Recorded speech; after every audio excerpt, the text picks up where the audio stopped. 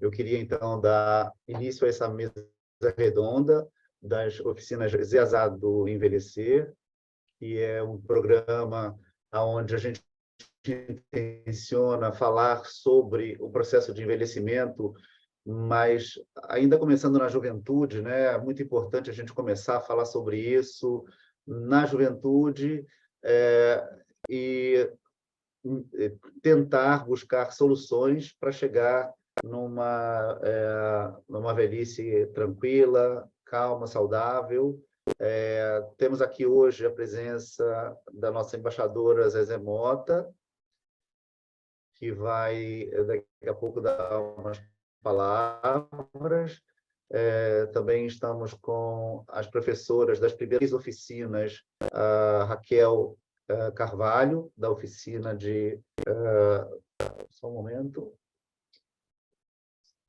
Da oficina de Neurobiologia do Ser. Temos a professora Fernanda Pina, da oficina Design da Vida Futura, e eu, Paulo Siqueira, junto com a Zezé Mota, vamos ministrar a oficina Encontros Gastronômicos. Eu fiz aqui queria agradecer, porque esse curso, né, está sendo em apoio com a PUC, e a educação foi desenvolvido pela Educação Continuada, o CCSC. E, então, o que significa, né, o ZEASA? O ZEASA é, na verdade, o beabá do envelhecimento. É uma ideia inicial da gente começar lá do início falando sobre o processo de envelhecimento, né, na terceira etapa da vida. A gente tem que aprender, a gente nasce, a gente vai para a escola para poder aprender a ser adulto, depois a gente vai para a faculdade para aprender a ser produtivo, depois a gente se aposenta e a gente não tem nenhum aprendizado, né? A gente não se prepara para chegar nesse momento da vida e ter algum projeto, né? Então, as pessoas se aposentam. Hoje em dia, com a expectativa mais longa de vida, a humanidade vai se aproximar dos 100 anos, a gente vai se aposentar em volta dos 60 e vão sobrar mais 30, 40, de repente 50 anos de vida pela frente para a gente poder viver, e tem que viver bem. Então, agora eu quero apresentar para vocês a Zezé, que é atriz, cantora, militante dos direitos humanos, da igualdade racial e digital influencer aos 78 anos. Ela é nossa embaixadora. E, Zezé, eu queria que você falasse para a gente um pouco como é que essa experiência sua, como é que você vem vindo por aí pela vida e chegando aqui com tanta leveza, com tanta sabedoria, com tanta felicidade, trazendo muita alegria para todo mundo.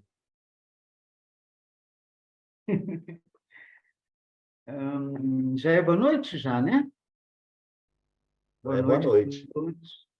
Eu gostaria de começar a minha fala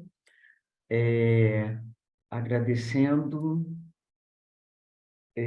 a PUC pelo apoio, parabenizando Paulo Siqueira pelo projeto, por essa ideia de discutir essa coisa que é tão importante, né?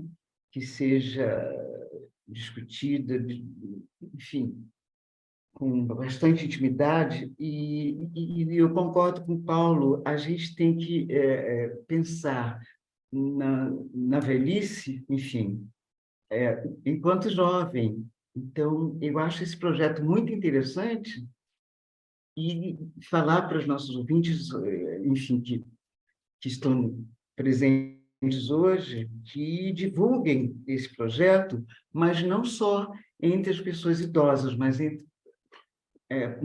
também para os jovens, porque esses jovens um dia vão ter, né?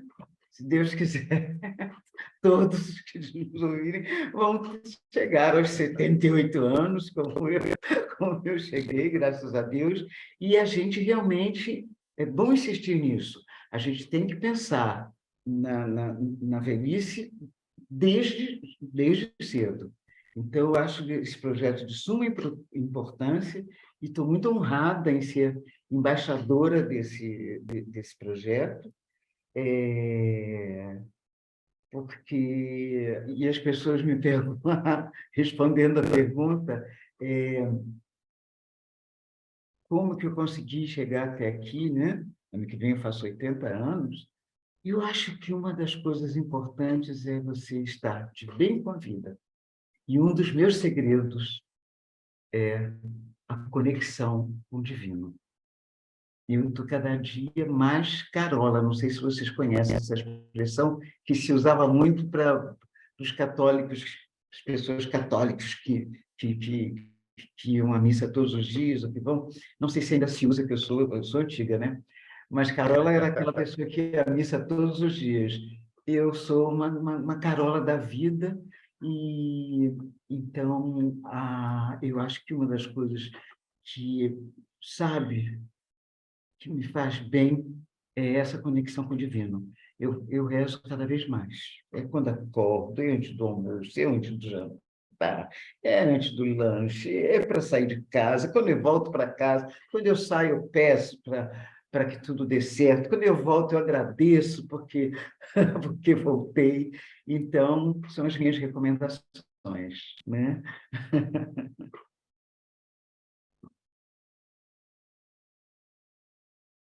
Bom, Zezé, muito obrigado pelo esse generoso relato. Espero que a gente reflita sobre isso sempre, né? Que tem que ter uma conexão, sim, e que tem que estar de bem com a vida e ser positivo, né? Exato. Eu Eu esqueci queria de falar apresentar duas coisas agora... Ah, importantes. Desculpe, Paulo. claro, claro. Que a coisa de cuidar bem desse templo sagrado que é o nosso corpo, né? Se cuidar bem fisicamente, através da alimentação, de exercícios também. Ok. Então, agora a gente passa para... Vou apresentar aqui a Andréia Bruxelas, que é uma amiga jornalista que está muito empenhada também nesse projeto, que tem ajudado bastante a gente. A ideia é que a gente vai... Cada oficina, das 3 oficinas que a gente vai apresentar hoje, cada um de nós vai fazer uma breve apresentação e a Andréia vai coletar uma pergunta com muito carinho, uma pergunta especial dos ouvintes que vão colocar aí no chat, que tiverem um interesse em alguma das questões, e a Andréa vai fazer essa pergunta, então, para um de nós. Andréa, eu queria que você, então, se apresentasse, falasse do seu interesse nesse projeto para os nossos ouvintes. Andréa?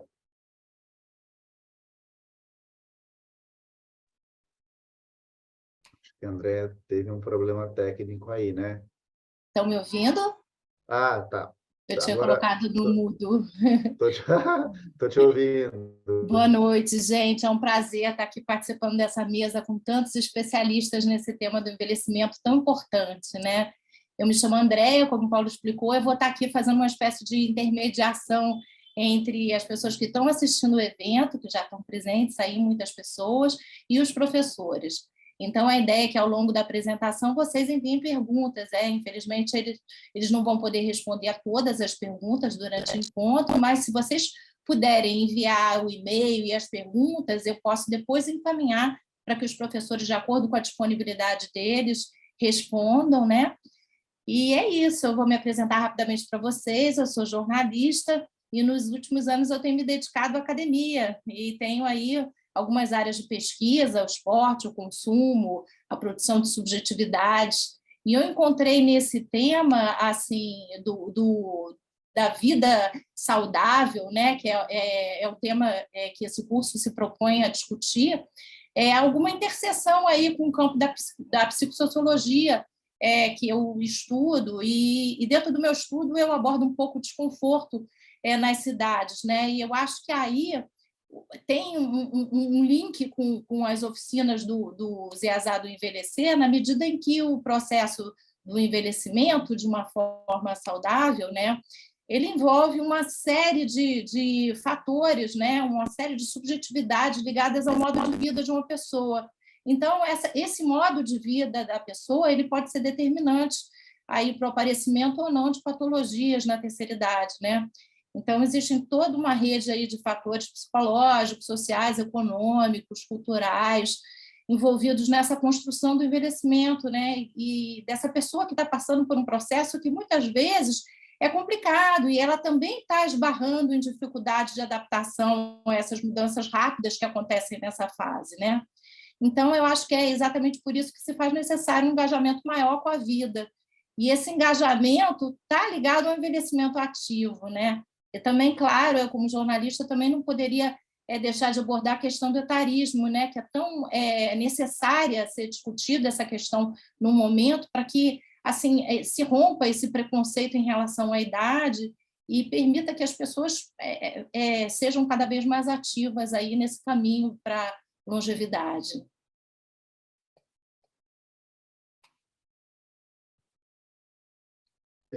Então, ótimo, obrigado, Andréia, pela sua belíssima apresentação. Você é uma pessoa muito importante, que está realmente ajudando e colaborando muito, muito, muito para esse projeto. Deixa eu só ver aqui o meu aqui. Então, agora a gente vai passar para a primeira oficina, que é a neurobiologia do ser. E essa oficina, ela está ligada diretamente. Então, o nosso programa está ligado em 3 disciplinas bases, né? A primeira é a psicologia, a segunda é a biologia e a terceira é a nutrição. São as coisas mais importantes que a gente precisa, que vão ajudar a gente a entender todo esse processo ao longo do tempo, né? O jovem não acha que nunca vai ficar velho. O velho acha que não está velho ainda. Então, todo mundo psicologicamente precisa se preparar para entender esse processo da vida, né?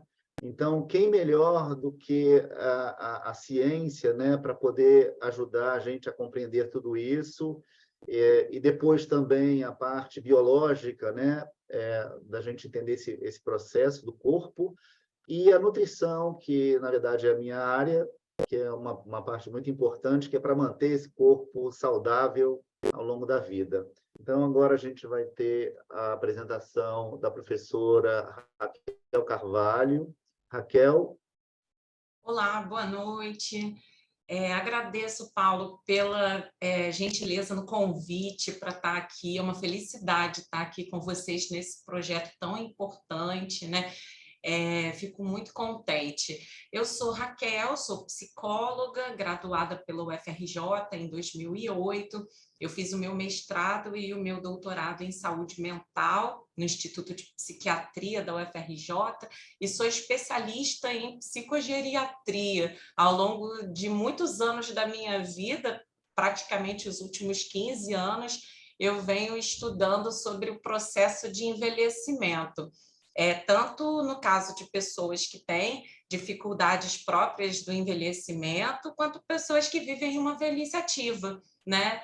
E atualmente eu estou atuando como pós-doutoranda na PUC-Rio, na equipe do professor Daniel Mograbi, que estuda sobre psicologia clínica e neurociências, e continuo fazendo minhas pesquisas. Sou professora em cursos de psicologia. E a ideia, né, dessa oficina, Neurobiologia do Ser, falando assim muito brevemente, né, sobre a proposta, é conversar sobre as mudanças que são próprias do processo de envelhecimento. Quais são as mudanças que acontecem, que são muito naturais do processo de envelhecimento no nosso corpo e na nossa mente? O que muda nesse processo de envelhecimento? E quando que nós podemos começar a pensar que nós estamos envelhecendo, né? Existe algum momento específico, assim, algum marco, né? Para além desse marco cronológico que são os 60 anos, quando que nós podemos pensar que nós estamos envelhecendo? Esse é um ponto importante. E considerando que a velhice, né, acaba que a gente vai acabar retirando alguns mitos sobre a velhice, né? E aí dá para a gente discutir bastante sobre o etarismo também, né? Ainda assim, considerando que a velhice pode vir com algumas dificuldades, é possível prevenir para poder ter um envelhecimento cognitivo saudável, para poder envelhecer e manter a memória em dia, para continuar fazendo suas atividades com todo vigor, né? É possível fazer uma prevenção ao longo da vida? Em neurociências existem diversos estudos que compreendem que esse processo de envelhecimento e essa prevenção já deve acontecer desde a nossa juventude, né? Com diversas ações que nós podemos realizar para poder envelhecer de uma forma saudável, para poder envelhecer e viver a nossa vida de forma ativa, com vigor, de forma saudável, né? Com a memória em dia, por exemplo. E quando a pessoa começa a achar que está perdendo a memória, que existem também alguns casos como esses, né, que a pessoa vem pensando, nossa, acho que eu estou ficando cada vez mais esquecido, não estou mais funcionando do jeito que funcionava antes, parece que estou perdendo a memória a cada dia que se passa. E agora? Tem alguma possibilidade dessa pessoa também, apesar das suas dificuldades, se manter ativa? Né? Então, essas são as discussões que nós vamos fazer nessa oficina. Nós vamos ter como objetivo, portanto, discutir as questões do funcionamento do cérebro em diferentes etapas da vida, discutir sobre os principais problemas do processo de envelhecimento, tanto no caso do envelhecimento saudável, quanto no caso de pessoas que possuem psicopatologias que podem ser comuns no envelhecimento, e também discutir sobre o declínio cognitivo, as causas, as consequências e as possibilidades de tratamento, de fortalecimento.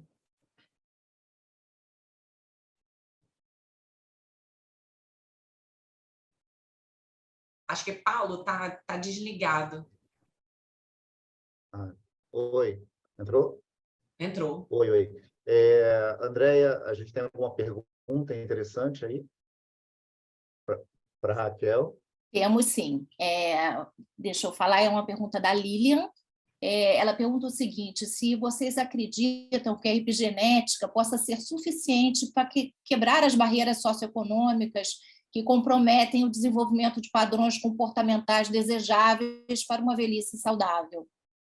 Eu acho interessante nós considerarmos o ser humano na sua integridade, né? Então, nós vamos ter assim uma proposta muito interessante com essas oficinas, né, que acabam abordando sobre os aspectos biológicos, psicológicos, sociais, né, considerando o ser humano como um todo, né? Isso vai ser muito importante. Os aspectos psicológicos e sociais, eles interferem nos aspectos biológicos, né? Então, embora a gente vá discutir sobre aspectos biológicos, é muito complicado a gente descolar todos esses pontos, né?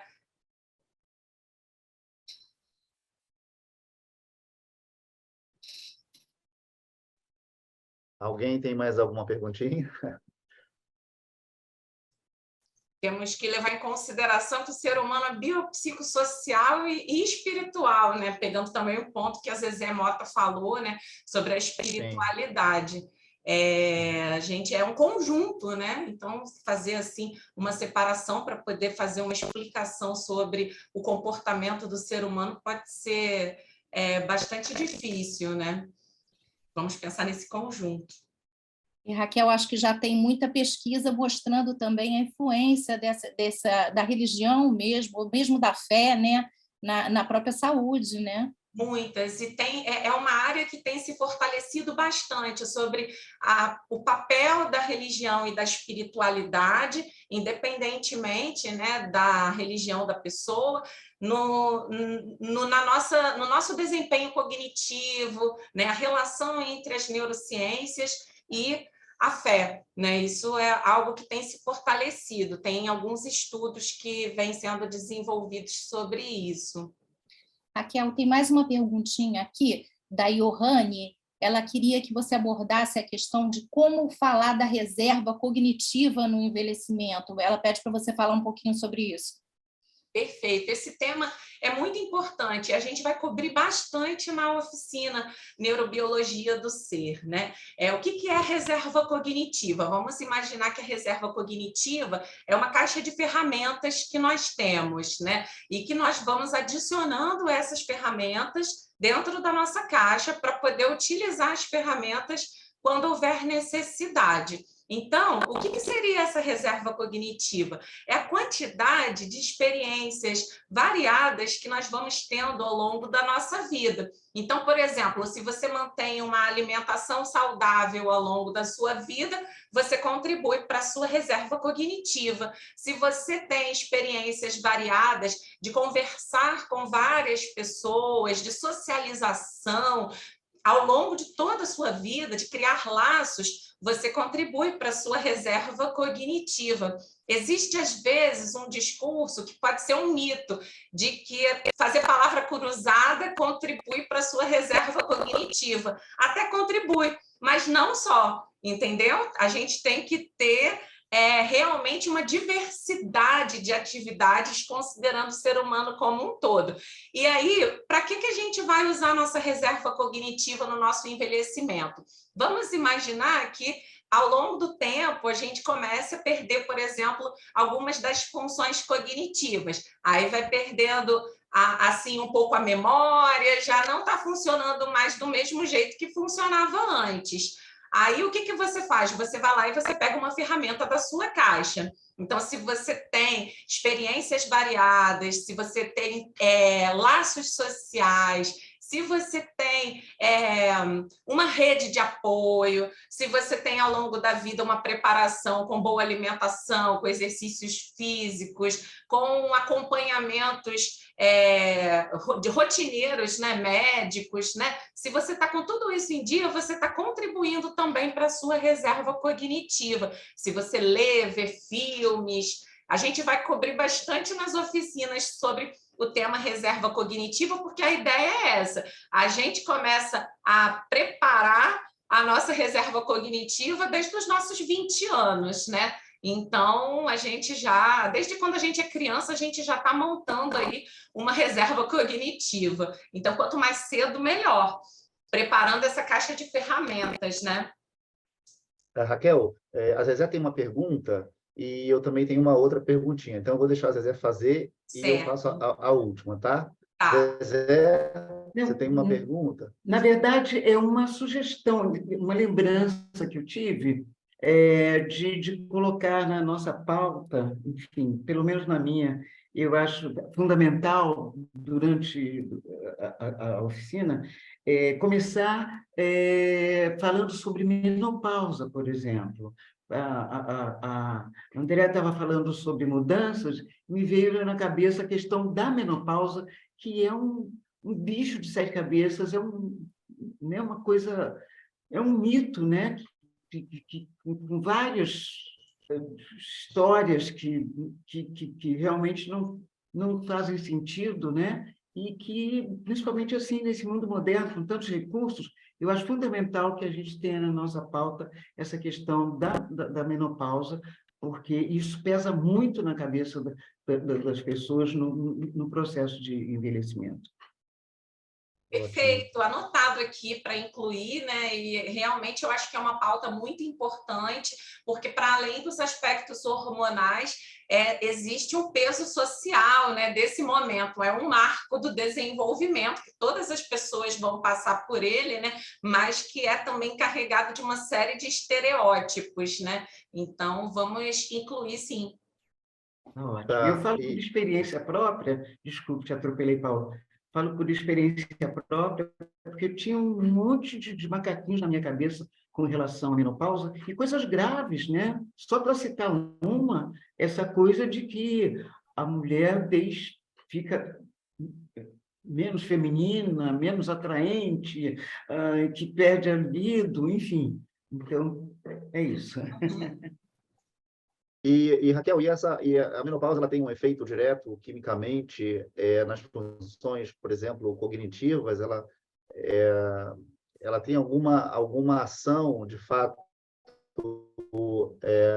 que prejudica a ação cognitiva? Não prejudica significativamente, entendeu? Todo o Aham. nosso processo de envelhecimento, ele pode ser vivido de uma forma natural. É claro que, assim como o nosso corpo envelhece, nosso cérebro faz parte do nosso corpo, ele envelhece também. Então, a gente vai passar por esse processo tendo alguma perda, mas essa perda ela é compensada pelas nossas experiências, pelas nossas vivências, e é possível viver o processo de envelhecimento natural sem nenhum tipo de comprometimento. As pessoas que nesse momento estão tendo comprometimentos que atrapalham a vida delas, que, por exemplo, impedem que elas façam as coisas que elas gostariam de fazer, que elas já não conseguem viver com autonomia, com independência, elas estão precisando de apoio médico, de apoio psicológico. São pessoas que têm alguma psicopatologia relacionada ao envelhecimento. Mas as pessoas que vivenciam o processo natural de envelhecimento, com todas as suas questões, elas não vão ter nenhuma perda significativa. As perdas acabam sendo compensadas pelas vivências e pelas experiências. Ao passo que uma pessoa mais jovem, por exemplo, pode estar com a memória muito boa, ainda assim ela pode, de repente, ser um pouco mais impulsiva, porque ela ainda não viveu o suficiente ali, não teve aquelas vivências, aquelas experiências. E uma pessoa mais velha pode ter isso compensado pelas experiências também, né? Então, uma pessoa idosa, que é saudável cognitivamente, ela vivencia o processo de envelhecimento de uma forma serena, sem nenhum tipo de dificuldade. As dificuldades são naturais, mas são vividas com serenidade. E as pessoas que possuem dificuldades, essas pessoas possuem quadros psicopatológicos, que aí também tem uma oportunidade de tratamento, também tem saídas, né? Recursos que podem ser encontrados, mas ainda assim são pessoas que a gente vai acabar considerando que elas possuem algum diagnóstico e precisam de ajuda, precisam recorrer a um acompanhamento medicamentoso e psicológico. Ok. E aí, para encerrar, a minha pergunta, que eu peguei uma carona aí na pergunta da Zezé, porque eu também quis saber sobre isso, mas a minha pergunta é o seguinte: no caso dessa perda cognitiva ou também da perda de memória, né, existem, então, processos que conseguem restaurar isso, ou a gente para por ali e aquele dano é permanente? Aí depende muito do caso, Paulo, porque aí vai depender do diagnóstico que a pessoa tem. Se você considera que a pessoa tem um diagnóstico de transtorno neurocognitivo maior, de demência, a perda não tem cura, mas tem uma possibilidade de estabilizar o quadro da pessoa por muitos anos. E aí você estabiliza como? Com a medicação e com intervenções, como a terapia de estimulação cognitiva. Eu venho ao longo aí de muito tempo trabalhando, né, com estimulação cognitiva para pessoas idosas com diagnóstico de demência, de doença de Alzheimer e de outros tipos de demência, e nós temos evidências científicas de que essas pessoas, em comparação com pessoas que não estão em tratamento, elas conseguem se estabilizar por muito tempo, mas aí não tem cura, não tem como reverter as dificuldades, não tem como reverter o que foi perdido, mas tem como evitar de perder mais, né? E, no caso, os esquecimentos nem sempre são algum comprometimento neurológico. Às vezes, os esquecimentos são atribuídos ao estresse, por exemplo, à depressão, que também é um transtorno que está muito relacionado ao processo de envelhecimento por causas sociais, muitas pessoas em situação de isolamento, de solidão, e que acabam tendo, em alguma ocasião, sintomas de depressão. E aí, essas pessoas podem ter alguns esquecimentos. Aí, esses são reversíveis, mas depende muito do caso. Ótimo. Logo, o melhor a fazer é começar desde cedo a fazer tudo o que é necessário para não chegar aí, né? Justamente, exatamente isso, né? A ideia é que quanto mais você se proteger, a gente vai conversar nas oficinas sobre fatores de proteção para esses diagnósticos que a gente está falando, né? Não tenho como saber se futuramente eu vou ter ou não doença de Alzheimer, por exemplo, mas eu tenho como assim, me cobrir desses fatores de proteção, né? Que envolvem alimentação, exercício físico, a estimulação da sua memória, do seu cérebro, mantendo o seu cérebro ativo, porque você parte da ideia de que ou você usa seu cérebro e suas funcionalidades, ou você perde, use ou perca, né? Então, quanto mais você usar, melhor para você, né? Então, a ideia mesmo é essa preparação ao longo do tempo, para evitar, né, que a pessoa tenha alguma dificuldade maior no futuro. Ótimo. Nós vamos estar lá na sua oficina para ver como é que são esses exercícios para estimular o cérebro. Sim, eu vou mostrar Obrigado, vários Raquel. exercícios. Ótimo, ótimo, muito bom. Obrigado. Obrigada a gente vai vocês. agora a gente vai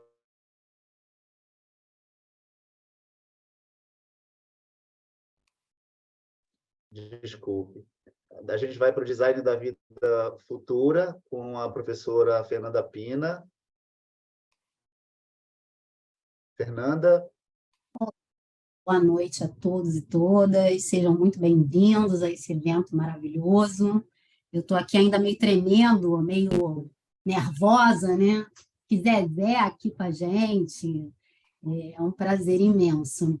A Andréia também, a Raquel, a Jo, o Paulo, que são pessoas que estão muito engajadas com esse tema, assim como eu também.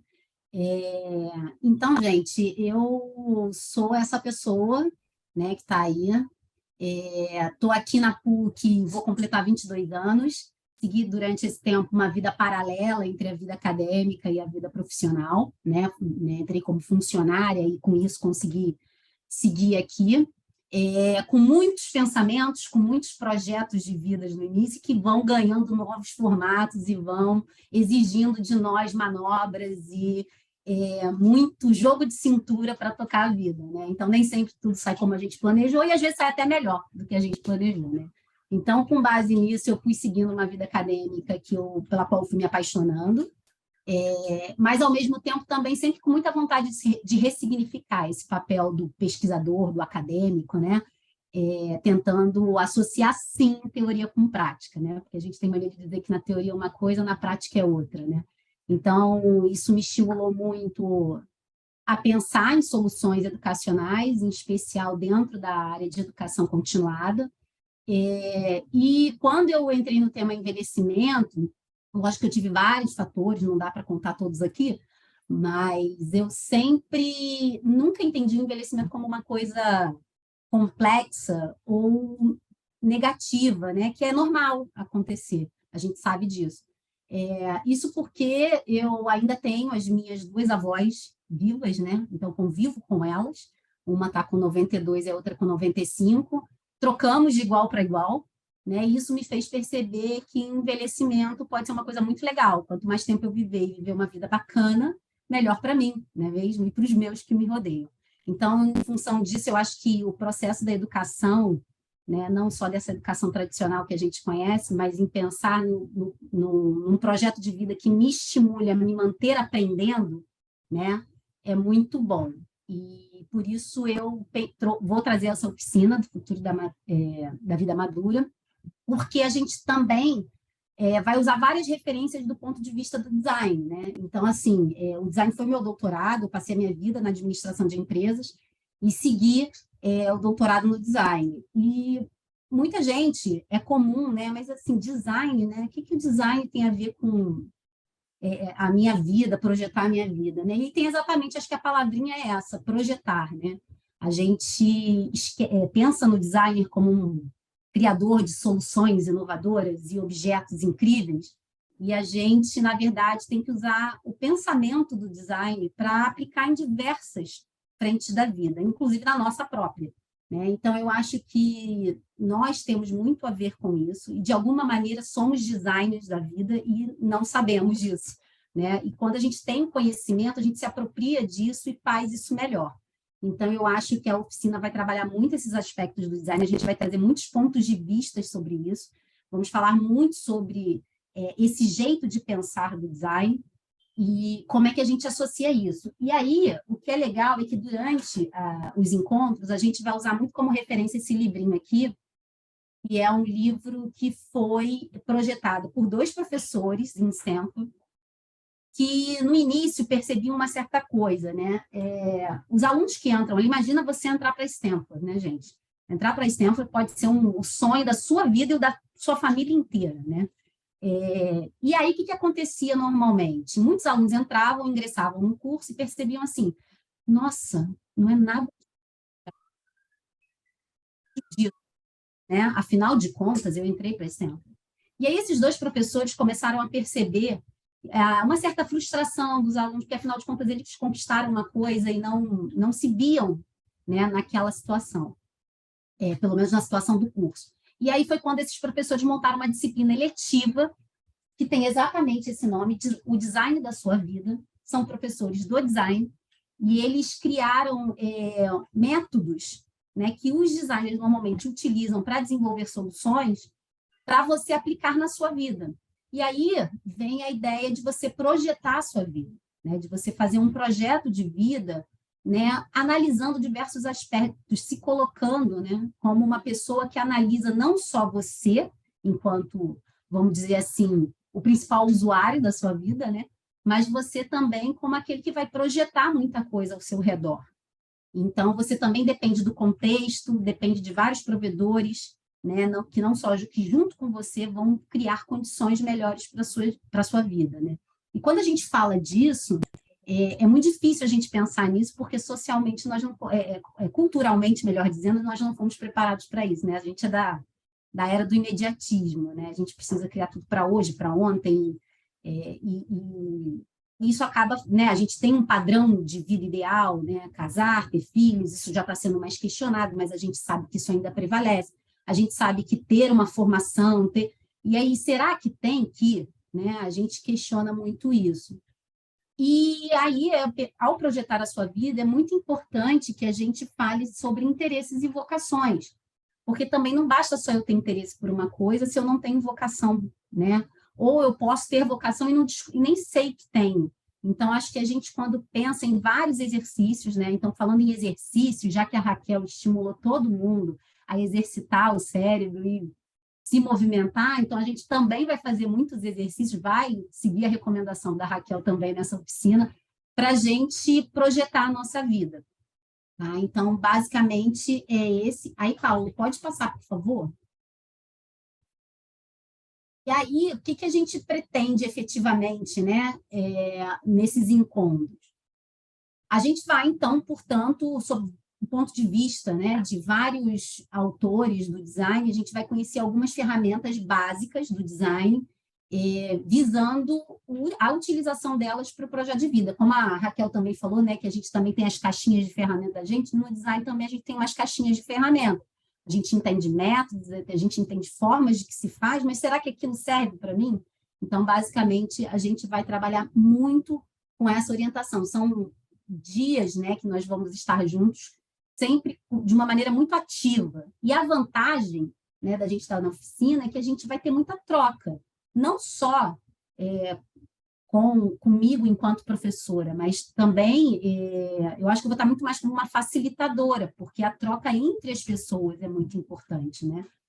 E aí a gente vai, então, discutir e aprofundar um pouco mais essa relação entre vocação e interesses, e será que isso tem a ver com vida produtiva e profissão, né? A questão da vida laboral, o que é trabalhar, o que é estar ativo, né? Então, assim, acho que a gente também tem que se questionar um pouco isso, né? Porque senão a gente entra nesses moldes e muitas vezes se pega como os alunos lá de Stanford, tentando entender se aquilo realmente faz sentido para a gente.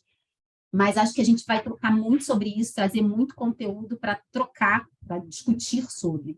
E aí, obviamente, a ideia principal é a gente exercitar as diversas formas que a gente tem, né, para se conhecer, né, e poder saber, a partir disso, vivenciar as grandes oportunidades que a gente tem na vida, entendendo o que me faz feliz, né? Nem que seja por um momento, né? Porque a vida de felicidade plena a gente sabe que não existe, mas a gente sabe que a gente pode tornar bons momentos, momentos felizes, a partir de oportunidades que a gente abraça, né? E no design a gente tem muito isso, né? Porque a gente usa muito essa referência, onde tem um problema, a gente tem que gerar uma solução, né? E muitas vezes a gente pode pensar um pouquinho ao contrário, né? Onde tem falta, a gente pode entrar com alguma coisa, né? Onde tem falta também tem oportunidade de ser geradas novos conhecimentos, novas portas se abrindo, nem que sejam janelas a gente pulando, mas a gente pode estar fazendo disso uma coisa muito mais proveitosa do que necessariamente os padrões ou a estética manda a gente fazer. Então, isso é muito bom, porque a gente também acaba, a partir do momento que a gente se vê muito munido do nosso conhecimento e daquilo que é interesse, daquilo que nós temos como vocação, a gente cria novas conexões. E a partir do conhecimento difundido, a gente vai criando novas curiosidades, novas oportunidades. Aí, só para finalizar minha fala, que também pegando um pouquinho na carona aí da Andréia, né, sobre o etarismo e tudo mais, isso eu acho que é uma coisa que a gente também tenta desconstruir aos poucos nessa oficina, porque, pelo menos da ideia de idade, né, como uma coisa que seja uma premissa.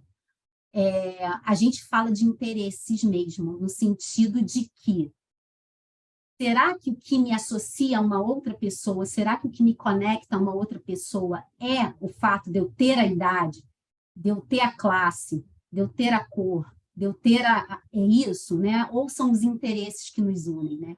Então, muitas vezes, a gente se pega, às vezes, não considerando isso, e isso é muito importante. Vou dar um exemplo, por exemplo, na educação continuada aqui da PUC, uma vez chegou uma proposta de um curso de Beatles. Eu falei, meu Deus, como é que nós vamos dar um curso de Beatles?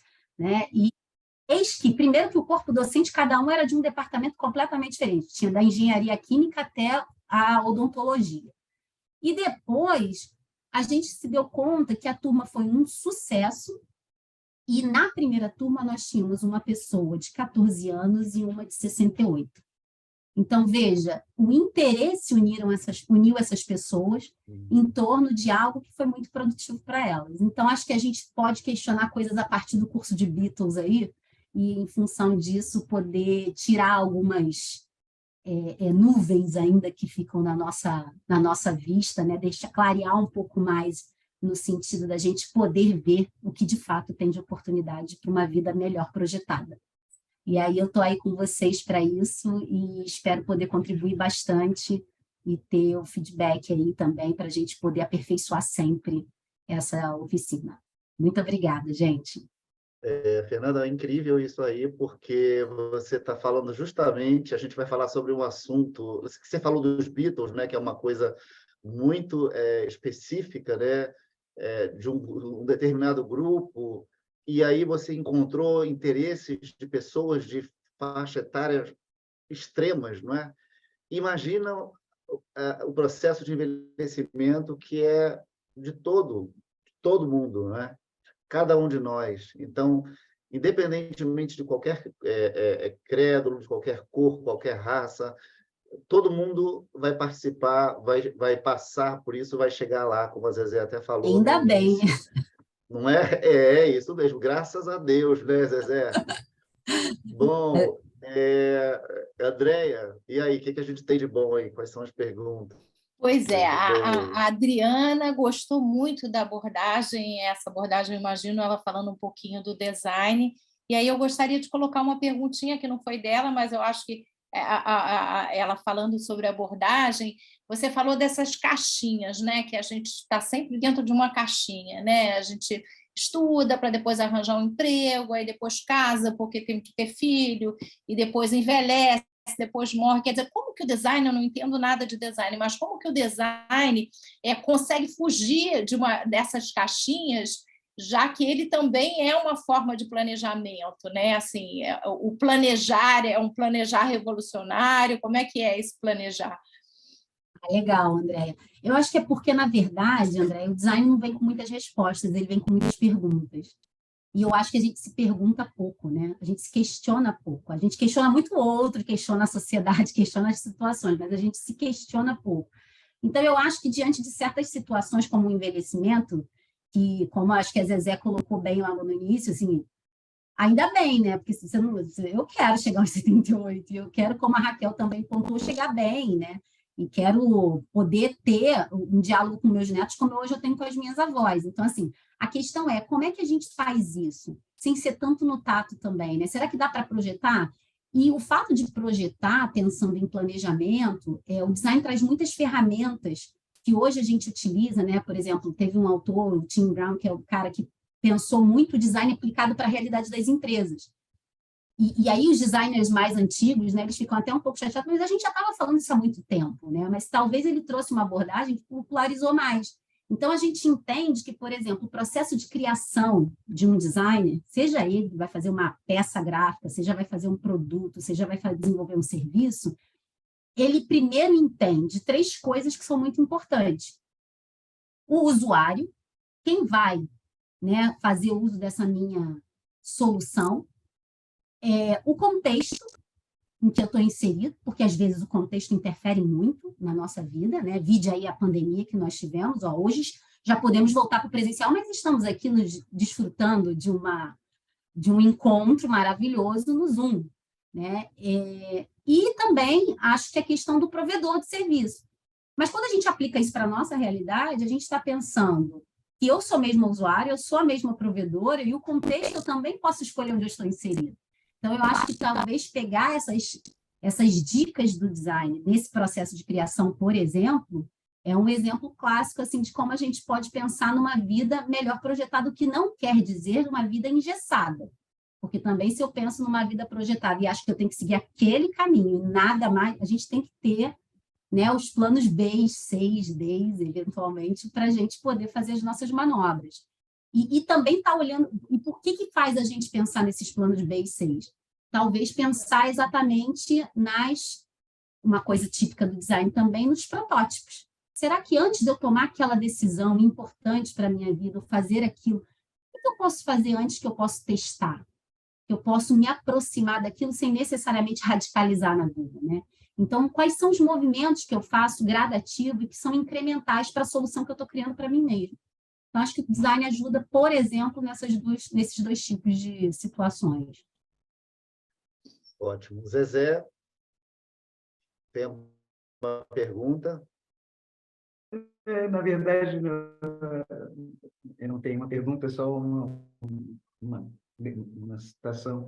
Eu me lembrei, enquanto ouvia a Fernanda e a André, eu me lembrei de uma coisa que minha mãe sempre falava, as pessoas falavam para minha mãe, que viveu, graças a Deus, até os 95 anos, as pessoas falavam, você lembra da mamãe, né, Paulo? Dona Maria, a senhora não vai envelhecer.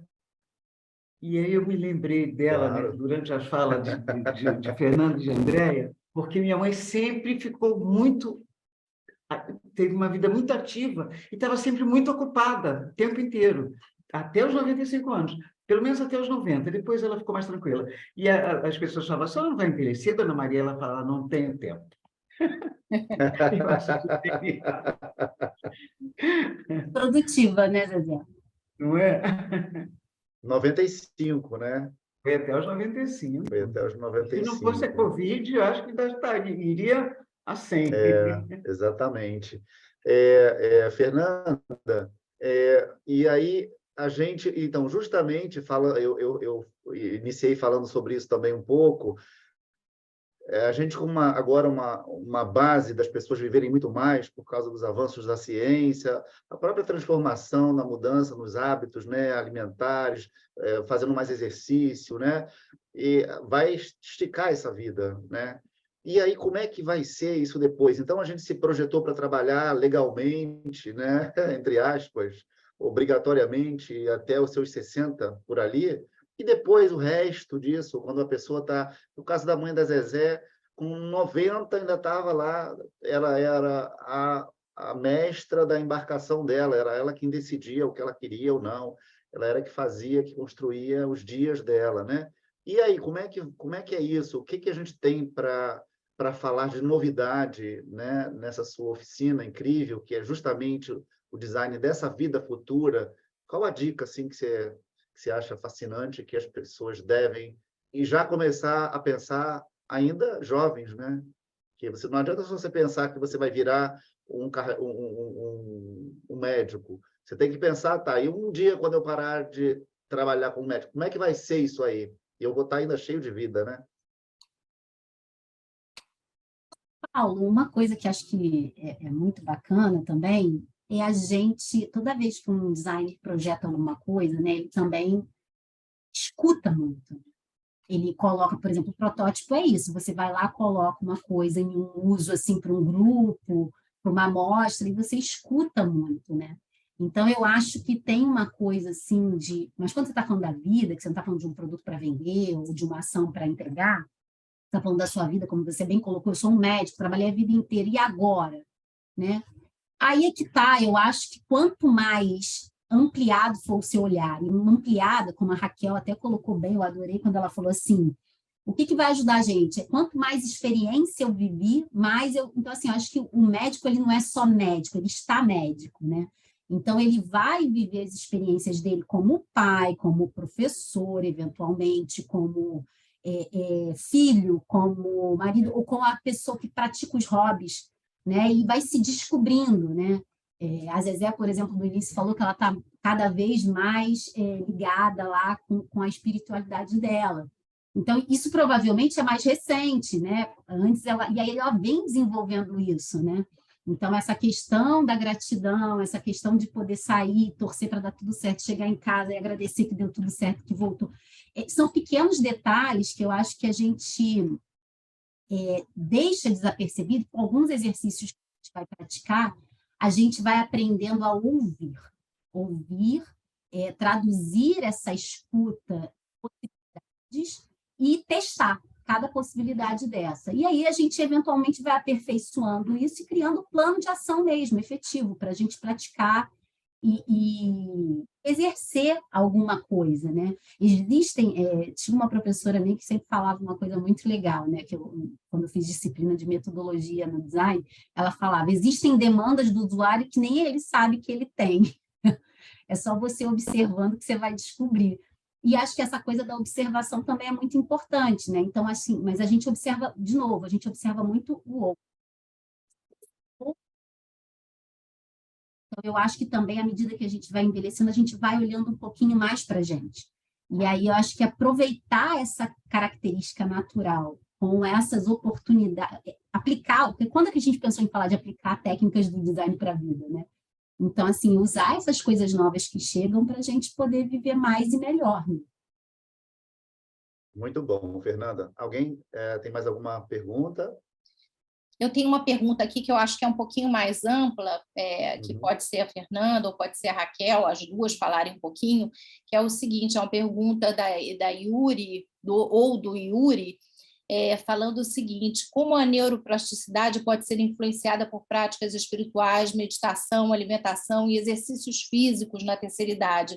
E de que forma esses fatores podem contribuir para prevenir o declínio cognitivo e promover a saúde cerebral na longevidade? Eu acho que essa é a praia muito mais da Raquel, mas aí quando a gente está falando de neuroplasticidade, né, acho que assim, exercitar, como a Raquel já disse, eu vou falar um pouco mais do que a Raquel já falou, né? Acho que exercitar é muito importante. A questão é, como eu exercito? Então, a própria pessoa que fez a pergunta já falou de meditação, falou de um monte de coisas. E talvez o que a gente tem que fazer é aumentar o repertório. Eu vou né? adicionar um ponto também, né? Que como que a gente exercita? Fazendo aquilo que nos dá prazer, né? Aquilo que a gente gosta.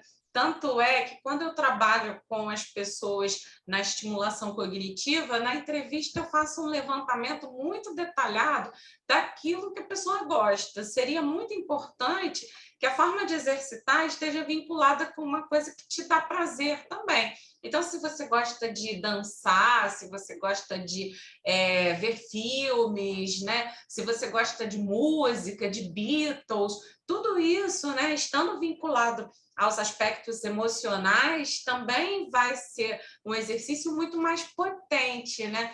E claro, né? Todas essas formas que o Yuri falou, meditação, exercícios físicos, a questão da alimentação, tudo isso pode contribuir para a plasticidade cerebral, né? O nosso cérebro é capaz de mudanças, né? Então, todos esses aspectos de experiências, né, que sejam favoráveis e perpassadas por aspectos emocionais podem promover essas mudanças também. Ótimo. Bom, e agora, obrigado, Fernanda. Incrível, você é uma excelente locutora, eu sou seu fã. Eu gosto muito das suas colocações, das suas posições, respeito muito. E vou estar lá vendo a sua oficina, com certeza. E pegando aí um gancho, né, nessa pergunta do Yuri, e até agora a gente não sabe se é o Yuri ou a Yuri, eu quero falar sobre alimentação, né, porque, deixa eu ver aqui, nossa próxima oficina vai ser justamente os encontros gastronômicos. Bom, esse aí sou eu, sou Paulo Siqueira, eu sou consultor de gastronomia nas áreas de bar, restaurante e pousada. Eu sou chefe de cozinha autoral e eu trabalho com alimentação saudável há muitos anos. Na verdade, foi meu primeiro foco, né? A alimentação saudável foi o que me levou para a gastronomia. Eu sou especialista também em cozinha de cogumelos, fui intitulado um gastronomista de cogumelos pela Embrapa, porque eu fiz um trabalho com a Embrapa de 16 anos, transformando as receitas e os pratos tradicionais brasileiros, substituindo pela proteína animal e colocava o cogumelo, que é uma excelente fonte de proteína fúngica, e então eu fiz todo esse...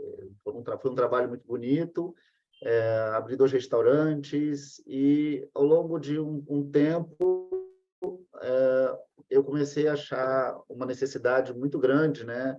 Quer dizer, eu observava que todo o meu trabalho, na verdade, estava envolvido mais com o encontro gastronômico do que com a própria comida, né? Tudo bem que a comida, de fato, era um ponto muito importante, mas eu observei que eu criava sempre um ambiente amplo, e esse trabalho foi feito ao longo de muitos anos. Bom, eu sou amigo da Zezé há um pouco mais de 30 anos, então, na casa da Zezé, por exemplo, a gente sempre praticou isso, né? A mesa da Zezé sempre foi um lugar muito especial, eu diria até que um altar, mas a gente vai falar disso daqui a pouquinho. E eu quero começar, quer dizer, e a nossa oficina, os nossos encontros gastronômicos, na verdade, eles não vão ser... Eu não vou ensinar ninguém a fazer comida, nem vou fazer receitas. O que eu quero falar é sobre por que as pessoas se encontram, né? E como que a gastronomia consegue envolver as pessoas e trazer vários assuntos ou não, né? Um dos maiores problemas, na minha opinião, no envelhecimento, né, é o isolamento social. A gente vai voltar de novo para aquela conversa. Então, as pessoas estudaram, se prepararam, viraram profissional, casaram, tiveram os filhos, aquilo tudo foi indo maravilhosamente bem, os filhos começam a sair de casa, ela, novamente, vou falar sobre esse assunto, ela se aposenta, aquilo já vai tomando um outro perfil, né? Na vida vai mudando sem que ela perceba, a mesa vai ficando vazia, a casa também, os amigos da vida vão envelhecendo, vão indo embora, vão morrendo, e aquilo, o que você fez, como é que foi aquilo, né?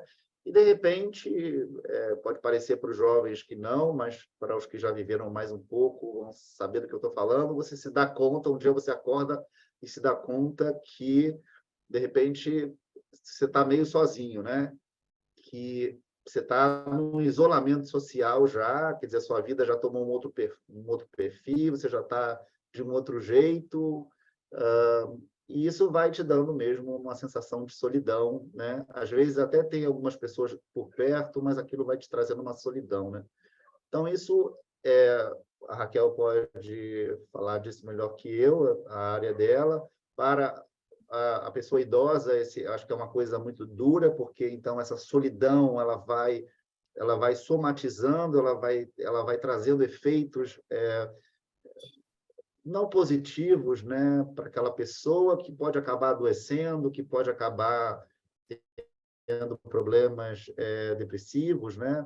Então aquilo tudo vai declinando a partir dali. E eu percebi ao longo da minha vida profissional, mas também a minha vida pessoal, que eu sempre produzia esses encontros. E, claro, que como a minha especialidade é cozinhar, eu meio que seduzia todo mundo, convidando para um almoço, para um jantar, para um encontro. Mas eu sempre percebia que isso era uma coisa muito mais importante, estar junto das pessoas, do que, de fato, estar comendo, porque você pode comer em qualquer lugar, né? Tudo bem, a minha comida pode ser um pouco diferente, eu faço um cogumelo, eu faço uma outra coisa de outra forma, mas o que eu vejo que tem muita importância, que eu sempre trabalhei, foi, de fato, esse encontro, né? Então, na nossa oficina, minha da Zezé, a gente vai falar um pouco, sim, da gastronomia, a gente vai abordar, né, esse universo que é muito fascinante, que tem muito interesse, claro, mas a gente vai trazer isso para o lado pessoal, para o lado humano, onde qual a importância, de fato, da gente se encontrar, né?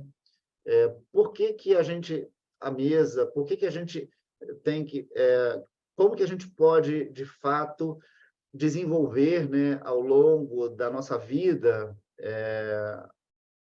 uma estrutura que pode trazer mais convivência, né, intergeracional, quer dizer, como é que a gente, mas não só falando sobre isso, mas justamente criar um ambiente, uma estrutura que, ao longo do tempo, ela vai se manter, porque, senão, de outra maneira, a gente tem sempre os mesmos amigos, a gente tem sempre os familiares, é aquele grupo, e quando aquilo vai se desfazendo, a gente não tem mais como refazer isto. Então, o que a gente tem que fazer para criar uma estrutura sadia, né, saudável, para isso se manter mesmo na nossa velhice? Então, eu acredito que a gente precisa de um ambiente, né, onde a gente esteja aberto, né, para as pessoas de diversas idades, né, de diversas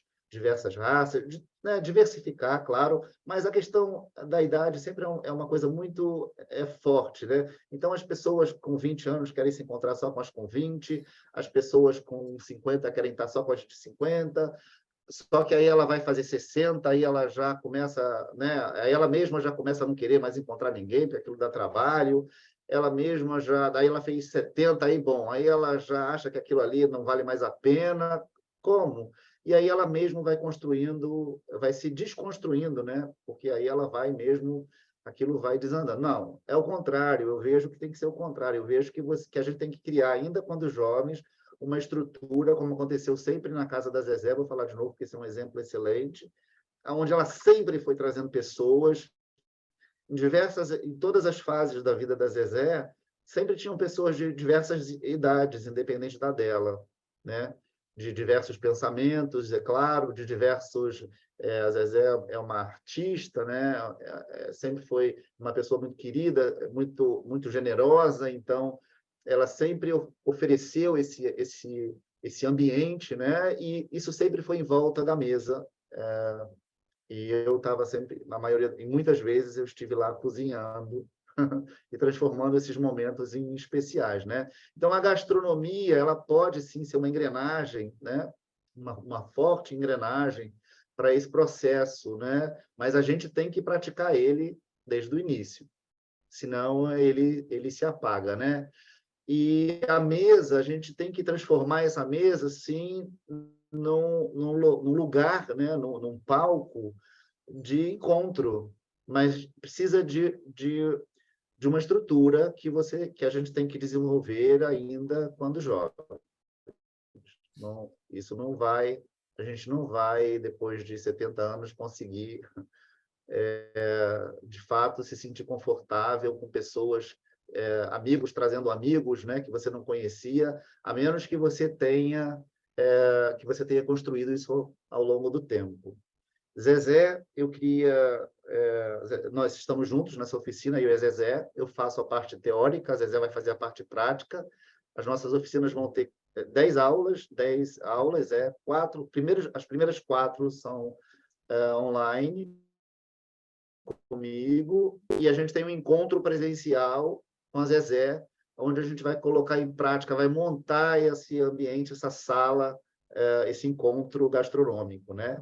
Depois a gente tem mais 4 e a gente finaliza com um grande encontro, a grande roda, né? Como eu gosto de dizer, a roda gastronômica, onde as pessoas chegam, onde as pessoas cantam, dançam, comem e falam da vida e trocam experiências, e todo mundo sai dali refeito, né? E, Zezé, eu queria assim que você falasse, então, para as pessoas qual a importância que essa sua mesa maravilhosa tem, né? Essa mesa física sua, que é uma mesa linda, e essa sua mesa espiritual, né? Na hora que você traz as pessoas, os amigos dos amigos, e aquilo vira uma festa. Fala para a gente um pouco disso. Ô, Paulo,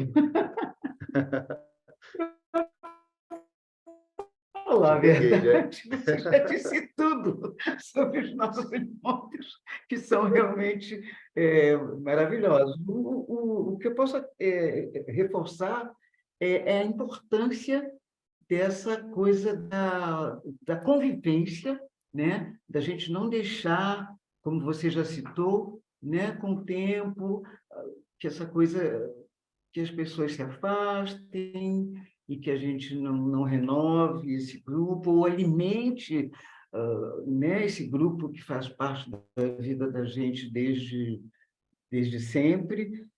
O que eu posso acrescentar de tudo que você falou é só isso. É o que você já disse, é reforçar, é estar atento para que o resultado não seja uma mesa sem vínculo social, Isso. uma Agora, vida sem vínculo social, um agora envelhecimento, né, solitário. O que Estou te você ouvindo. sente assim? Isso é uma pergunta agora eu nunca te fiz. O que você sente assim lá dentro de você quando você olha e vê todo mundo ali feliz, alegre, conversando? Qual a sensação que você tem dentro de você ter produzido isso?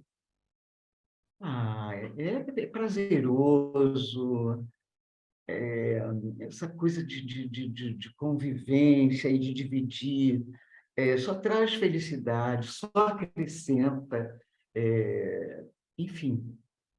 Eu já falei que eu tenho essa coisa com a oração, né? Então, todas as vezes que a gente tem esses encontros, enfim, quando eu lembro desses encontros, eu sempre penso, meu Deus, que privilégio, né?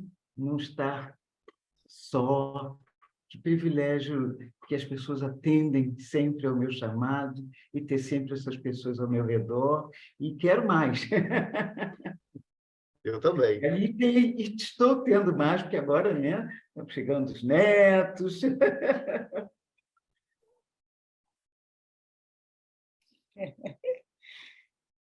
É isso. Bom, então agora deixa eu ver aqui, a gente vai abrir para perguntas, né, Andréia? Olha, a Johanne, ou Johanne, não sei, ele fala que é mais uma meta na vida dele poder participar de um jantar desses na casa da Zezé.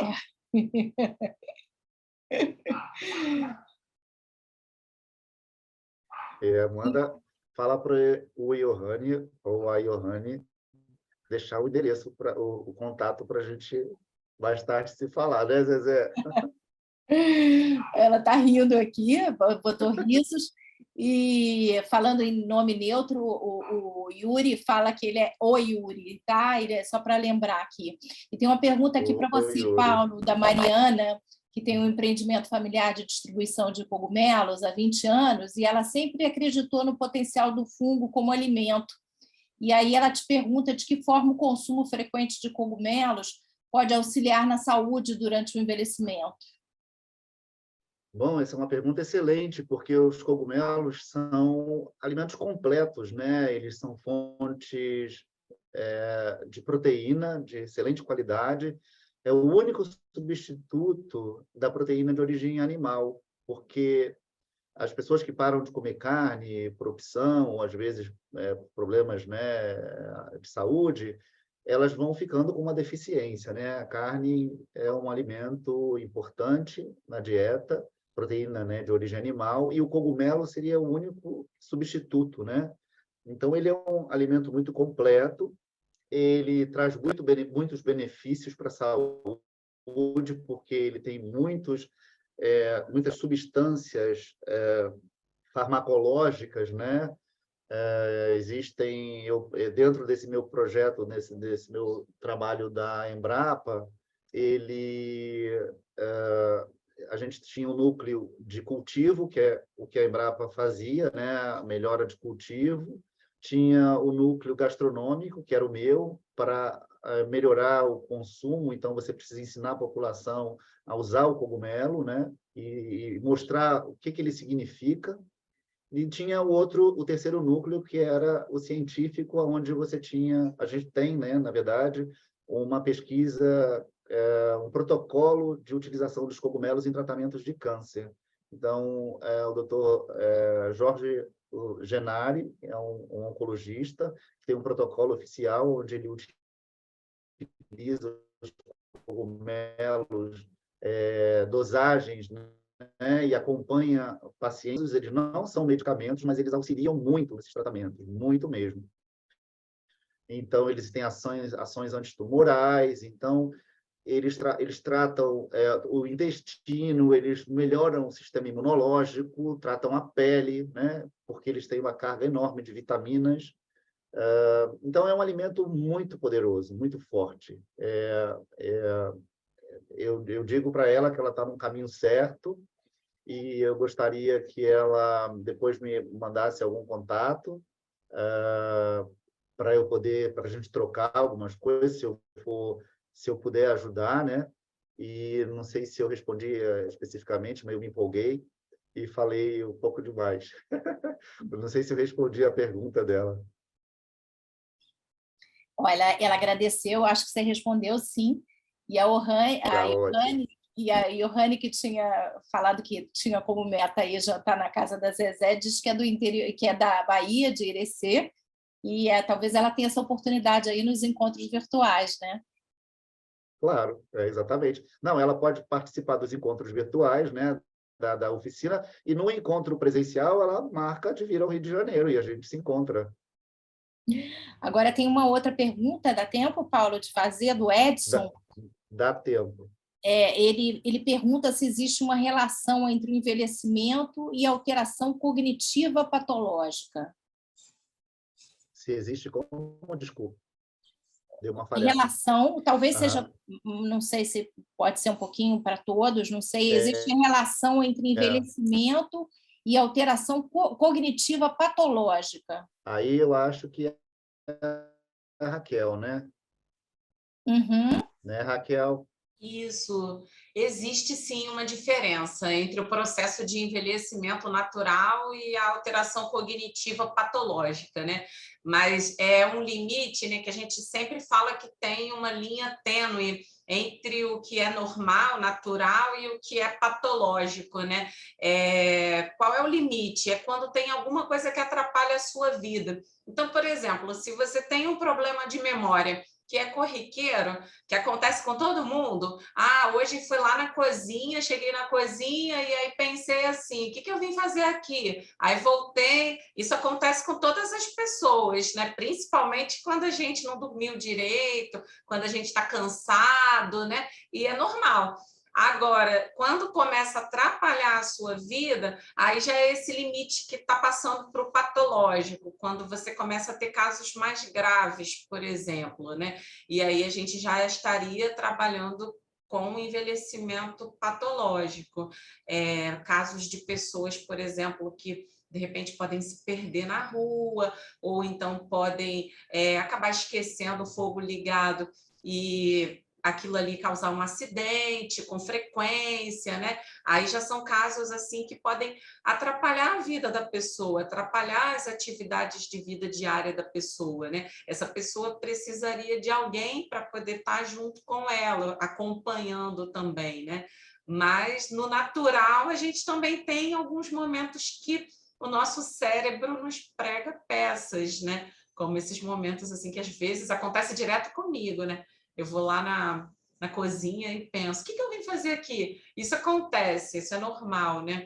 Mas a gente sempre pensa que esse limiar entre o normal e o patológico é quando traz um prejuízo social e ocupacional para a sua vida, né? E aí você precisa de um acompanhamento, tanto um acompanhamento medicamentoso, quanto um acompanhamento psicológico, e ainda um acompanhamento de algum familiar ou alguma outra pessoa que vá ficar um pouco mais próxima para poder oferecer um apoio na realização das atividades da vida. Mas tem diferença, né? E eu acho que isso é muito importante até na discussão sobre o etarismo, porque muito se entende até hoje que envelhecer já vem carregado desses esquecimentos, e isso não é verdade, né? Isso não é uma realidade. Quando você começa a esquecer, por exemplo, além da medida, você precisa procurar ajuda.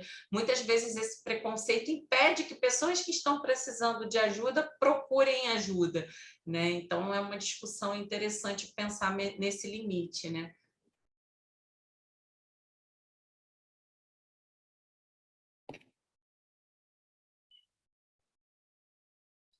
Bom, temos mais alguma pergunta? Não sei se dos participantes, não. Não, já está tudo certo. Então, vamos passar agora. Bom, eu queria explicar um pouco que essas 3 oficinas que a gente está falando hoje, elas são o início de um programa, né? As oficinas ZEASA do Envelhecer é um programa completo com 3 disciplinas que, como eu já falei, a psicologia, a biologia e a nutrição. Cada um desses departamentos vão ter 5 oficinas, né? A gente tem no total 15, mas a gente está lançando as primeiras 3 e, a partir daí, a gente vai lançar as próximas, né? Então, a gente tem aqui a professora, que já é a Jo, que está nessa próxima oficina. Jo, está por aí? Oi, Jo.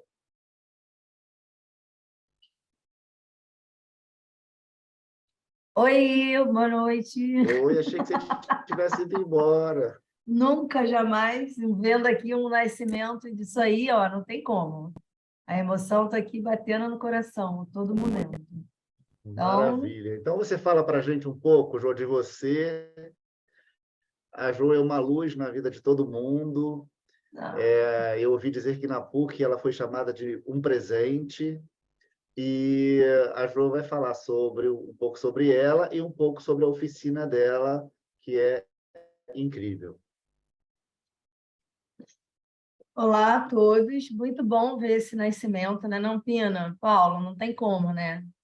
Isso é o nascer mesmo, né? De fruto de pensar e olhares, nós temos oportunidade de ter a Pina para dar esse engajamento maior para a gente, e o Paulo entrar aí na coordenação e eu poder estar junto. Então, a minha formação é de educação física, para as pessoas que não me conhecem, e como tem aí esse design da vida, né, como a Pina traz para a gente, hoje eu tenho 54 anos e eu comecei a fazer o mestrado na linha do design. E eu trabalho na PUC desde 94, com a parte de educação física, fazendo ginástica, alongamento, caminhada, dança afro, aulas na praia, todas as possibilidades diferenciadas que possam acontecer, eu busco levar para os alunos, os funcionários, para toda a comunidade. E hoje eu venho fazendo o curso estou como mestranda, né? Sou especialista também em educação especial, trabalho no Instituto Municipal Helena Tfop com alunos com deficiências, e eu fiquei nesse pensar, nesse tempo todo que eu trabalho, achando que eu nunca conseguiria sair da educação física. E o design me deu um caminho para me proporcionar e entender que eu podia trazer esse meu pensar, essa minha paixão pelo corpo para a educação física dentro do design, de projetar, de pensar e ver formas interessantes e diferenciadas para a gente trabalhar. E aí, quando eu coloco lá, Paulo, por favor, você passa para a gente? Sim. E eu ainda continuo dando aula na PUC, tá? Quem está aí, além desse momento, desse alvorecer das oficinas EASA, que vai ser aí mais um momento especial de eu ter essa oportunidade de poder contribuir e também de fazer essas conexões dentro das propostas de trabalho, porque eu sempre entendo que esses encontros, não só gastronômicos, mas como de corpo, de almas, de espírito, desse momento, como a Raquel traz, né, dessa mente toda envolvida aí nesse contexto. Então, esse corpo é um corpo sagrado, e que a partir desse momento que acontece esses encontros, é importante, né, como a gente vai trazer nessa proposta aí da oficina Vida em Movimento, que foi uma ideia que eu pensei na hora de qual vai ser a terminologia. Então, eu vejo que a vida é sempre esse constante movimento. E a partir desse corpo que nós temos, que traz essas vivências, esses encontros, essas conexões e essas trocas. E quando eu penso nesse corpo, nesse contexto, né, a partir dessas propostas que a gente pensa do design, eu venho trazendo, observo que a memória tem um fator muito importante dentro disso. Eu ouvi um comentário de uma nova amiga, que provavelmente está aqui com a gente hoje, falando que o envelhecer ele começa a partir do momento que nós nascemos.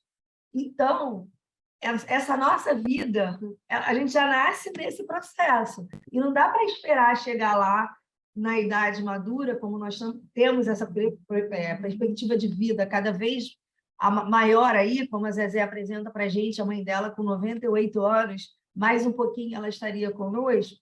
Por que não trazer, junto dessas memórias novas, né? Novas eu digo, né? Nesse nascimento, nesse crescimento, que eu faço até uma associação com o projeto EASA de Envelhecer, de trazer essa memória que a gente começa a construir e vem trazendo ela dentro desse contexto, desse corpo, desse movimento, dessas inspirações que te promove a gente ter a Zezé aí com esse momento que ela vem construindo, trazendo de vida, a Raquel trazendo esse momento de pensar, desse pensar dessa neurociência, desse momento, desse envelhecer, que é sempre constituído muito importante para a gente, de dar continuidade. E aí eu sempre agito e entendo que isso traz esse movimento para o nosso corpo, esse movimento que não é um movimento só corporal, é um movimento de grupo, é um movimento coletivo que proporciona e traz essas novas perspectivas para dentro da vida de cada um.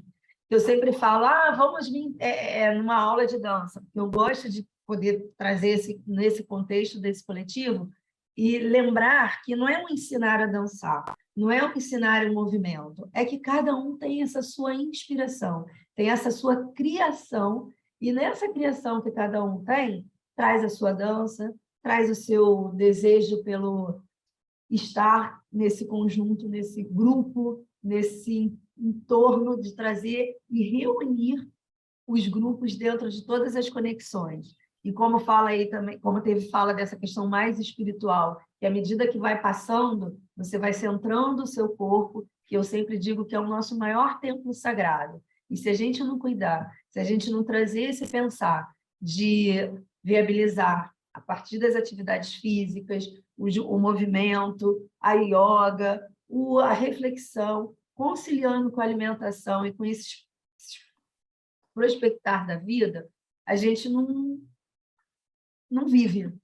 Por isso eu penso nessa vida em movimento, né? De trazer esse contexto desse corpo, que é um lugar sagrado para diferenciar para a gente, e dentro disso eu penso nesse estilo de vida que você, a partir do seu nascimento, você vai constituindo, vai crescendo na sua adolescência, de chegar nessa vida adulta, de trazer esse pensar desse estilo de vida que pode te proporcionar um crescimento, desenvolvimento em todas as áreas da sua vida, com as competências e boas habilidades para o seu desenvolver. Então, eu penso que trazendo nesses estilos de vida, nesses olhares, né, diferenciadas oportunidades e possibilidades que você pode trazer o seu corpo a desenvolver, a trazer a melhor forma dos movimentos, de trazer e continuar com essa questão da nossa interação e a nossa socialização. Porque a partir desses encontros, desse movimento corporal, dessas conexões traçadas numa música que você ouve, como vocês apresentaram aí o Beatles, ou outras formas de encontros nesse corpo, você vai trazendo essa interação e essa socialização, de você não se permitir a estar sozinho. Lógico que tem momentos que é interessante você poder estar sozinho, mas quando você está num grupo, você tem uma troca e de observar detalhes que você às vezes nem se dá conta, de determinados novos movimentos que você traz na sua constituição, na sua vida, no seu contexto social e na sua realização dos seus pensares de vivência. E com isso eu vejo que proporciona um melhor bem-estar físico e mental, como a Raquel bem pontuou. Não tem como a gente separar, botar corpo, botar mente, botar... Não tem. É uma unidade. E nessa unidade, nesse contexto, quando você está numa troca, está numa vivência, e você percebe-se o quanto você ainda tem novas possibilidades e habilidades a serem desenvolvidas, por que não tentar? Por que não fazer? Que possibilidades são essas? E o corpo te permite isso, a partir de você trazer todos esses pensares, desde mais jovem até o mais distante. O importante é você começar, não deixar de fazer. E aí, como eu estava aqui querendo dar uma concluída nessas considerações finais aí do meu pensar, dessa vida em movimento, que é a partir do seu nascimento e até você chegar à sua vida madura, o Zeazá vem trazer essa possibilidade e oportunizar cada um de vocês trazer esses pensares, sabe? Trazer esses questionamentos e modificar, transformar a sua vida dentro disso. E aí eu trago assim uma fala que eu achei interessante da Bell Hooks, que ela fala o seguinte: honrar a nós mesmos, amar nossos corpos, é uma fase avançada na construção de uma autoestima saudável. Então, eu entendo que, para nossas propostas aí do Zeazá do Envelhecer, é importante trazer isso para a nossa vida, não só quando mais nós estivermos com as nossas vidas mais maduras, mas que venha desde o nosso nascimento e venha aí transformando e desenvolvendo cada vez a vida de cada um de vocês. Essa é a minha fala, é o meu desejo e é a minha paixão pelo movimento, pelo corpo, pela dança, e a oportunidade de poder proporcionar isso quando eu estou fazendo meu trabalho, que é muito gostoso e é uma paixão assim de vida. Eu agradeço muito a oportunidade de estar junto e de ter sido convidada de fazer parte desse Zeazado Envelhecido. É isso. É só isso, né, Ju? Eu falei para vocês que ela era incrível. Muito bom. Olha, alguém... Ah, só um momento que eu tenho um vídeo, mas eu queria... Se alguém tem alguma pergunta, a gente não tem muito tempo, mas a gente ainda tem algum tempo, sim. Se alguém tiver alguma pergunta para a Jo, aconteceu alguma coisa aí, Andréia? Sim, sim. Eu tenho... bom, eu vou falar brevemente de algumas colocações aqui. A Adriana coloca a questão da multidisciplinaridade do tema, né, do envelhecimento. Aí, se vocês quiserem abordar um pouquinho, falar um pouco sobre isso. A Ilma deixa um beijo para a Fernanda e para a Jo, aluna delas no mestrado, e ela tem 63 anos e ficou muito feliz de poder encontrar e participar dessa fala. E o Yuri, ele coloca a questão de que é muito importante não negligenciar o corpo. A partir dessa colocação, ele disse que tem uma mensagem, que essa mensagem pode ter diversas interpretações, mas que, no geral, ela nos alerta para a importância de cuidarmos da nossa saúde física e mental. E ele diz que amou a fala da Jo, e que, muitas vezes, ao longo da vida, as pessoas adquirem hábitos prejudiciais à saúde, como a falta de exercícios, o próprio uso das drogas, alimentação inadequada, e que isso tudo pode trazer consequências negativas para o físico, para o mental e para o emocional. Então, obrigada, Yuri.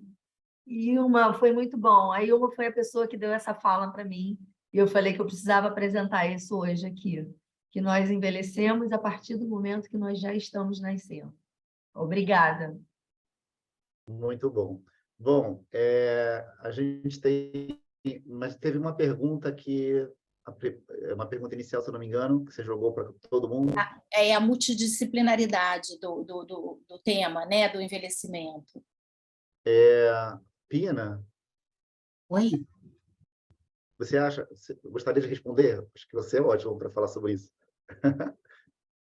Eu acho que, assim, trabalhando, né, há mais de 20 anos, antes de mais nada, beijo, Ilma, não queria estender aqui com as coisas, não, mas Ilma participou de um projeto, isso é um exemplo, acho que, assim, a gente pode trazer a Ilma como um exemplo de como a interdisciplinaridade, né, na prática, faz a gente pensar em possibilidades que a gente nunca tinha até então pensado, né?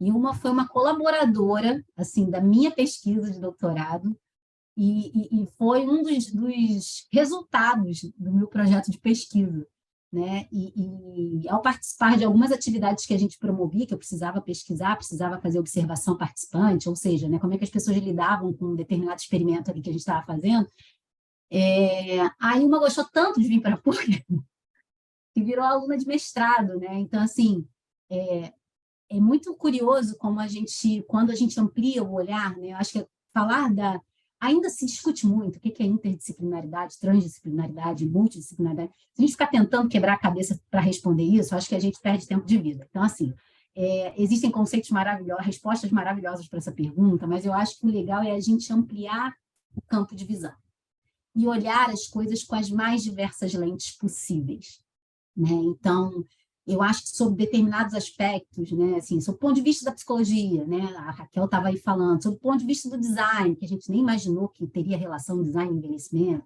sob o ponto de vista do corpo e movimento que a Jo trouxe. Então, olha quantos olhares diferentes, né, olha quantas pessoas com formações diversas.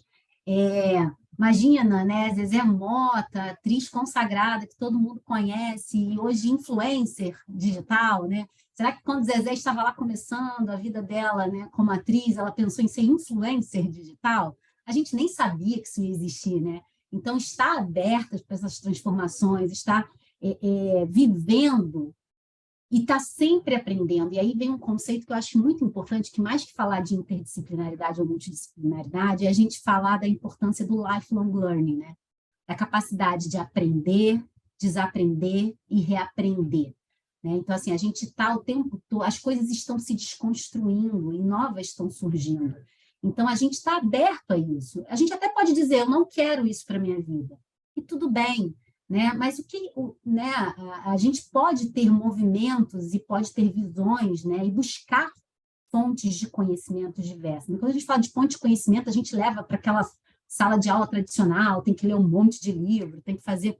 Não, a gente pode buscar formas de conhecimento diversas e eu acho que a Raquel trouxe uma fala muito legal, que acho que casa também muito com o que a Jo apresentou para a gente, que é assim, o que vai mais te estimular, e aí a palavra da especialista, da pós-doutora, dizendo assim, uma das coisas que ela recomenda fazer é fazer coisas que te façam bem, que te dê prazer. Né? E quando você está, e a Jo trouxe muitas questões de fazer assim, o movimento do seu corpo, de se entender, se compreender, e você começar a descobrir uma coisa legal em você que você não sabia. Então, assim, acho que começar falando da Ilma, para dar um exemplo de como algo que despretensioso, eventualmente, levou ela hoje está na sala de aula de novo, depois de muitos anos, e como mestranda, né? Então, e como isso também pode ter...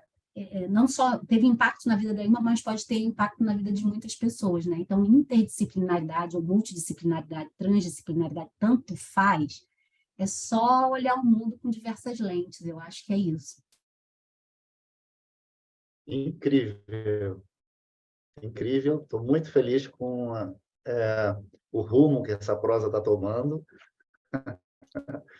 E eu queria apresentar esse vídeo aqui, que é um vídeo curto de 2 minutos, é um pedaço de um programa da Mônica Martelli, que fala com uma especialista no envelhecimento sobre o espaço-tempo. Vamos lá assistir isso aqui, porque é muito interessante, é bem rapidinho. Deixa eu ver aqui. Ups, espera aí que eu tive um problema. Aqui. E aqui.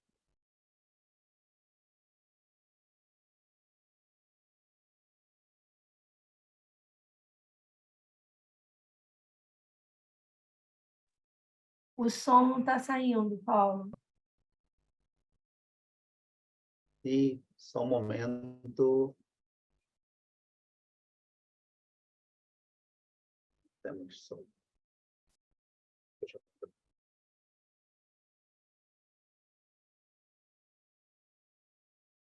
Só um momento, estou...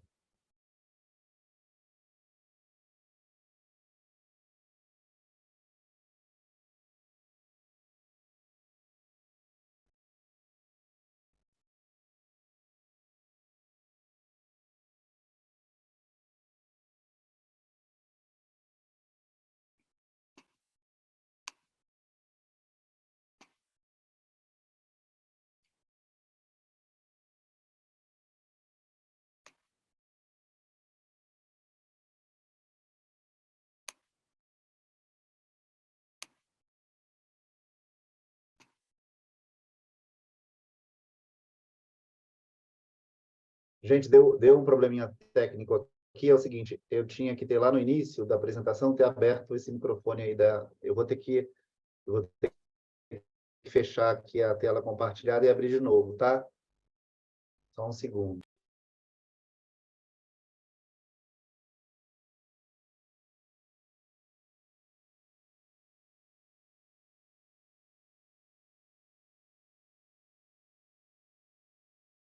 Todas essas ideias, o lindo da maturidade é isso, é que hoje a gente olha pra gente de um outro lugar.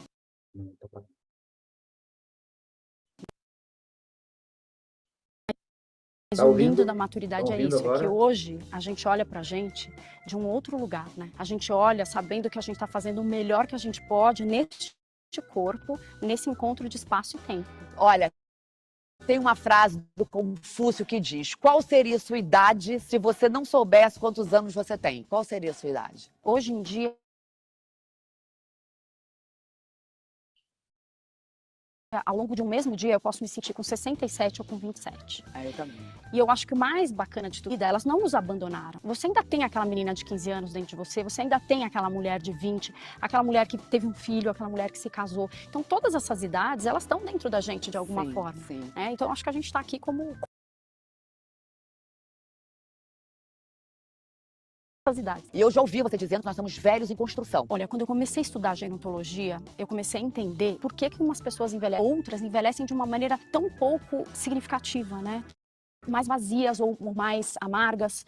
E foi pensando nesse entendimento que eu comecei a ver que é determinante a gente estar consciente nessa jornada. O fato da gente ser ativo não é só isso que determina essa jornada, mas o fato de você estar consciente de que envelhecimento, a velhice é um destino. Quando você vai para um destino novo, para uma viagem, para um lugar que você nunca foi, o que você faz? Pesquiso, estudo sobre os lugares que eu vou, planejo. Planeja com antecedência. Fala com alguém que esteve lá? Sempre, peço referência. Então, velhice é um destino. Por que a gente não fala com as pessoas que estão 10 anos à nossa frente, 15 anos à nossa frente, 20 anos à nossa frente e pergunta, me ensina o atalho.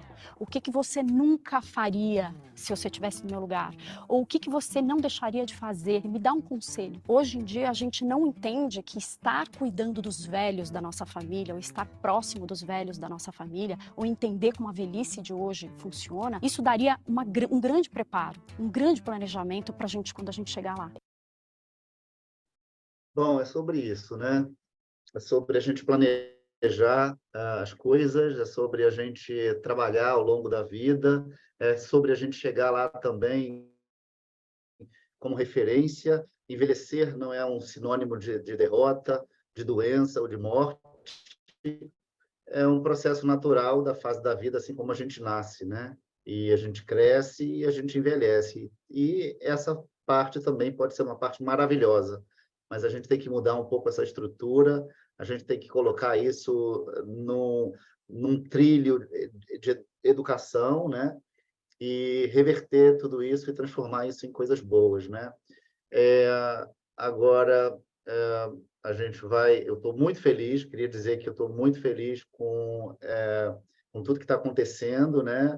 Eu tive essa ideia assim um dia, quando eu acordei, e eu não esperava que a gente fosse conseguir chegar num momento assim tão incrível, e isso é só o primeiro dia do resto das nossas vidas, né?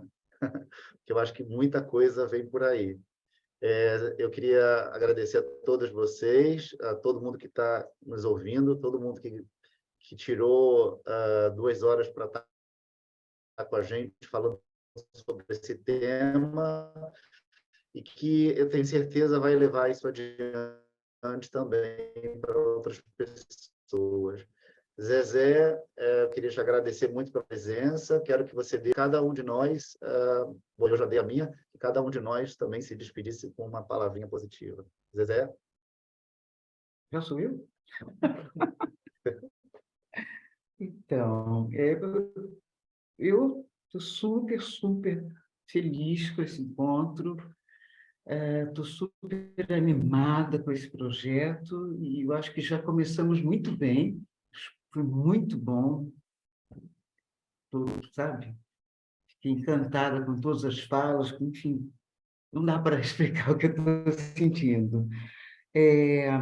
Eu poderia terminar citando umas coisas que me veio à memória de quando eu fiz yoga, que, aliás, eu recomendo. Né? Yoga, meditação fazem muito bem, né? Para o corpo e para a alma. Mas eu me lembrei que, na aula inaugural de yoga, de ouvir o seguinte: viver é um privilégio. Portanto, nós temos o dever de não desistir de ser feliz. E, com essas palavras, eu convido a todos a realmente ficarem atentos a esse chamado, participarem dessa oficina, para vivenciar essa experiência maravilhosa e que vai ser o Zeazá do envelhecer. Obrigado, Zezé. Vamos o quê? Vamos Vamos pela ordem alfabética, Andréia. Tá bom, gente, foi um prazer estar aqui com vocês hoje. Queria agradecer demais, eu aprendi muito. Eu espero poder aprender mais aí ao longo desses cursos, aí estar acompanhando de perto tudo. Está sendo um aprendizado desde a primeira aproximação e agora esse encontro, enfim, eu acho ótimo, assim.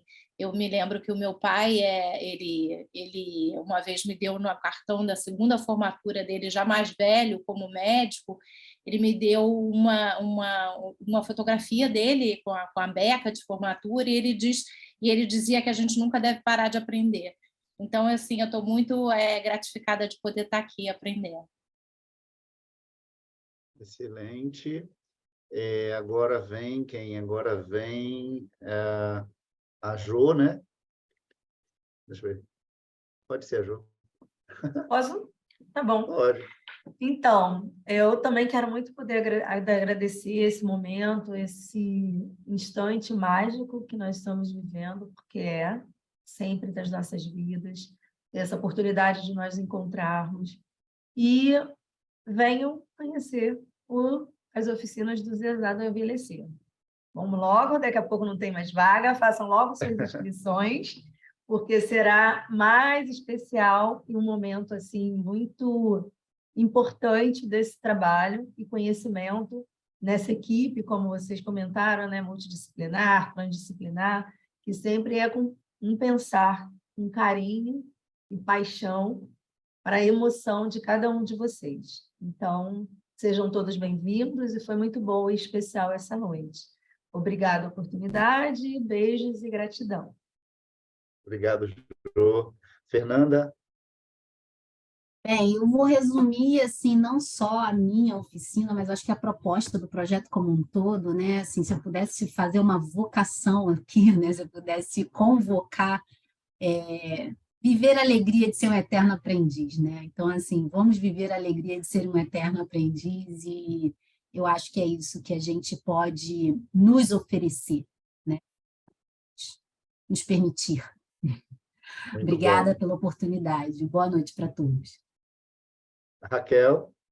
Também agradeço a oportunidade, foi uma felicidade estar aqui com vocês, ouvindo cada um de vocês, respondendo as perguntas, e eu também fiquei assim com um gostinho, partilhando com a Johanne, né, da meta, que eu já tinha falado no telefone com o Paulo, né, que ia participar de um jantar desses, né, porque é uma idealização, né, de tudo que eu comentei sobre você fazer coisas prazerosas, esse estar à mesa, né, é muito especial também para estimular o nosso cérebro, né? E ainda mais em boas companhias, né? E comendo coisas boas, melhor ainda, né? Fiquei com essa meta também, que nem a Johanne. Muito obrigada por tudo e boa noite.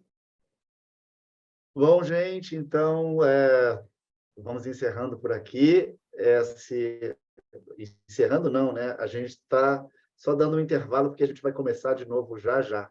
Eu espero que vocês tenham gostado, todo mundo tenha gostado muito, porque eu adorei, e vamos firmes e fortes nos reencontrar já já. Muito obrigado a todos e boa noite.